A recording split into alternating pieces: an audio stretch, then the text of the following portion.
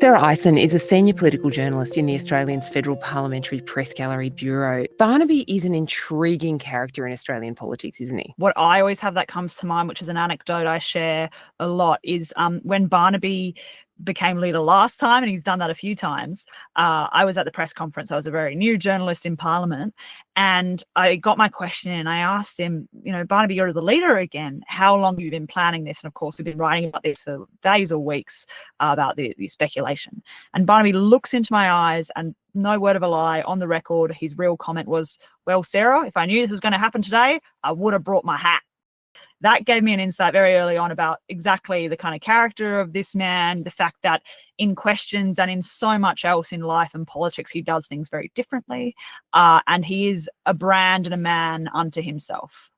I first interviewed Barnaby Joyce when he was a new senator. He'd been elected as a Queensland senator, actually, and he was famously a Queenslander back then. He'd spoken somewhere about how he loved swimming in the surf, and that was something he did every morning. And I said to him on the phone, setting up this interview, Barnaby, you're going to have to get in the surf for us, and we're going to take some photos of you swimming. And he said, okay, but only if you get in too.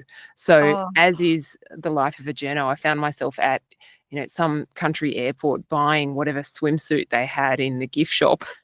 So the last time I had a very long interview with Barnaby, Claire, was for a really big piece on his battle with prostate cancer and the fact he'd gotten his prostate removed. And it was a great piece. It was informative. It was personal.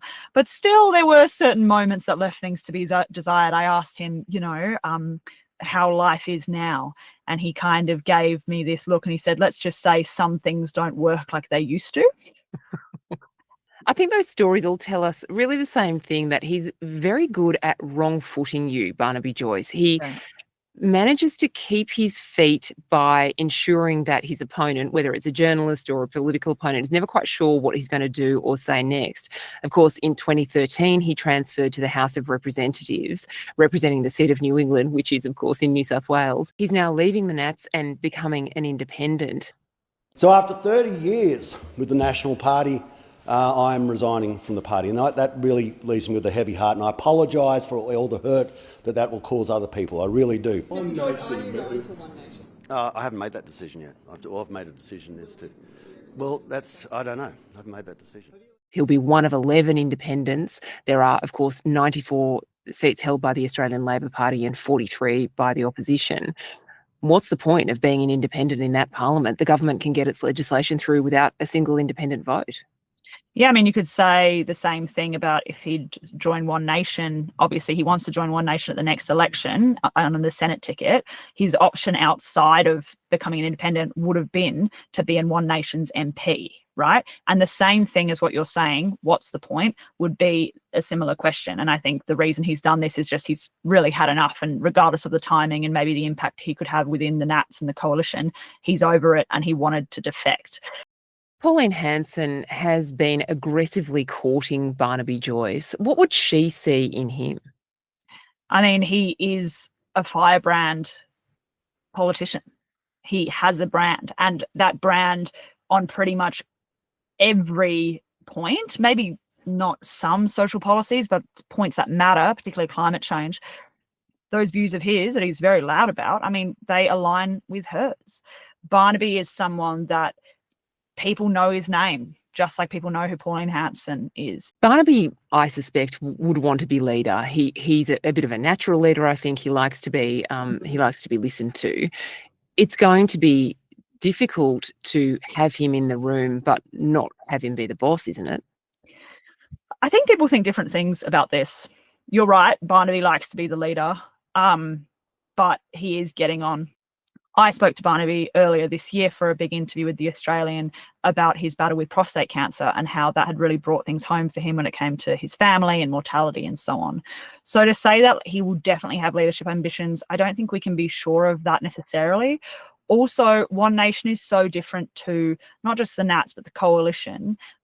I feel like he's just going to be given such free rein and so much prominence with this party, almost a pseudo leader. He'll be up all the time. I mean, I think he could almost be leader in everything but name.